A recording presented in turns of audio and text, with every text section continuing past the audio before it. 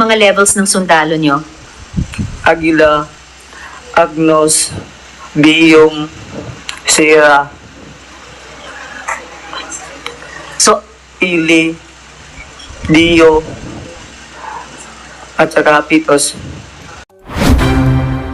so ito po yung mga menor de edad na babae at mga nasa legal na edad na lalaki na pinagkakasal niya. Pag hindi sila magtalik o mag-sex sa isa't isa, kinukulong niya sa kwarto. Opo, ma'am. Parang nakarinig ako ng 7 levels. Yung pinakamataas ba, Aguila? Aguila po, ma'am. Ang pinakamababa, fetus? Opo. Bakit fetus? Mga bata ba? Mga bata po yun. Ilang taon na bata ang fetus? 6 to 7. 6 to 7 years old. Nandun na sa Soldiers of God. May barracks. Po? Barracks. Nasa barracks.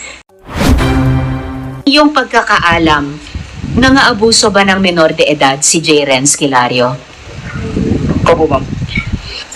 Siya ba ay kasal o may kinakasama? Hindi siya kasal, pero may kinakasama kapag gabi. May kinakasama paggabi. O may pinapapunta. Okay. Pero bukod sa yung kinakasama niya paggabi, nangaabuso din siya ng mga menor de edad. Pinapakulong sa kwarto kapag hindi pa mapapayag sa kanyang pinapatalik na mag-asawa. Kinukulong sa kwarto dahil Hindi pumayag makikisig sa asawa niya. so ito po yung mga menor de edad na babae at mga nasa legal na edad na lalaki na pinagkakasal niya. Pag hindi sila magtalik o mag-sex sa isa't isa, kinukulong niya sa kwarto. Opo, ma'am. Ano pa yung mga pag-aabuso niya sa mga minors? Minsan pinapapunta sa Paxol restricted. Pinapa-restricted, pinapalabas sa gate. First pinapalabas po kapag hindi pa mapayag. Kung minsan inaharas nila, pinapalabas. Yung Sundalo ng Aguila.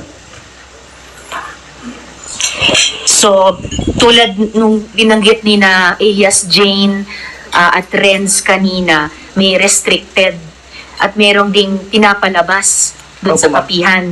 At ang gumagawa nung pagpapalabas sa mga ayaw makipag-sex sa isa't isa na pinilit magpakasal, ang gumagawa nun ay yung mga sundalo, kayong mga Soldiers of God, Po, ma'am, yung Aguila.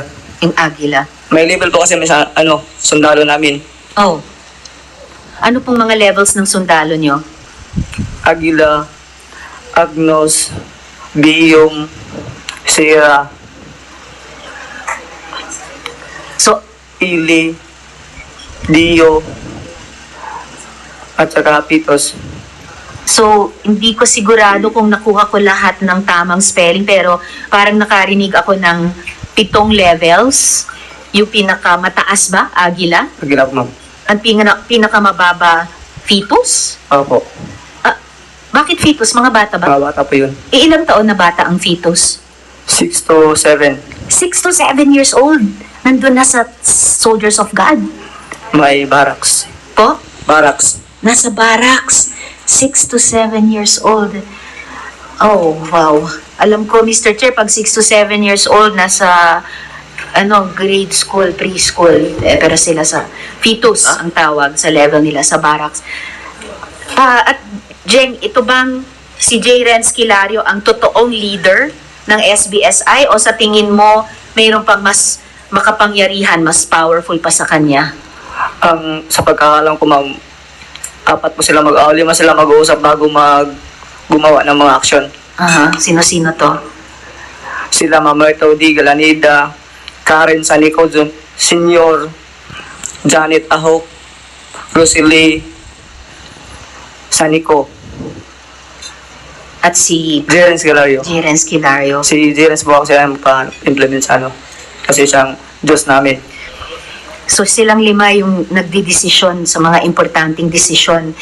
At paulit-ulit lumalabas itong mga pangalang ito sa mga witnesses natin. So, nung unang sa, ano pa yan, sa taas pa yan na hindi pa dumating yung bagyong Odette. Ito, silang lima bago dumating ang bagyong Odette. Pagkatapos ng Odette, iba na ang nagdedesisyon? Pero hindi ko alam kasi bumaba na po ako, ma'am. Siya nga. Okay. Pero sa kanilang lima, sino ang pinaka makapangyarihan? Sino ang pinakamataas? Sa tingin ko, ma'am, mukhang si Karen Sanico Senior. Siya po ang pinakamakapangyarihan sa pagkaalam mo. At saka si Ma'am Merto. Silang tatlo kasi ang parati mag-uusap kung may mga bagay na dapat pag-usapan kasi sa lahat ng oras, nagtatanong si Senior Aguila kay Ma'am Merto D. Galanida kung tama ang bawat desisyon. Okay. So si Mamerto Galanida ang lumalabas na pinaka sa mga malalakas, itong lima, siya ang pinakamalakas. O kasi siya yung maghahatid ng mga papers doon sa bahay ni Senior Aguila. Okay. Siya din ang sa ministry namin. Maghahatid ng papers. Abogado ba siya? Si Mr. Galanida? Doktor. Doktor. Doktor sa Doctor of Education. I see. Superintendent sa DepEd. Superintendent.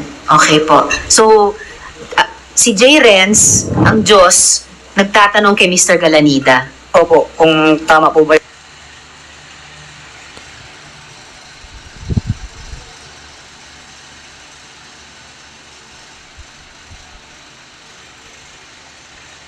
Advisor. Yes, Mr. Advisor sa Diyos o konsultan. Oh, sir.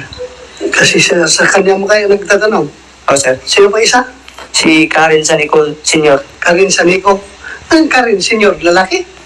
Lalaki po. Lalaki yung Karen? Opo. Oh. Well, ikaw ang Huwag na rin kalimutan mag-follow, like and share on this video. Thank you.